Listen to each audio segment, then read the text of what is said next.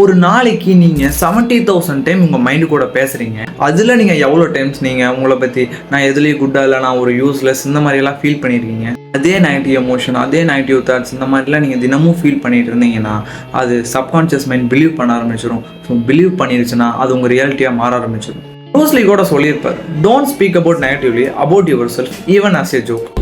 Don't speak negatively about yourself, even as a joke. Your words are energy and they cast spells. That's why it's called spelling. Change the way you speak about yourself and you can change your life. ஒரு ஜோக்குக்கு கூட உங்களை பற்றி நெகட்டிவாக பேசக்கூடாது. இப்போ நீங்கள் பேசுனீங்கன்னா அந்த சப்கான்ஷியஸ் மைண்ட் ரிசீவ் பண்ணி பிலீவ் பண்ணி அதை அப்படியே ரியாலிட்டிக்கு கொண்டு வந்துடும். என்ன தாண்டா சொல்யூஷன் கேட்டிங்கன்னா அஃபர்மேஷன்.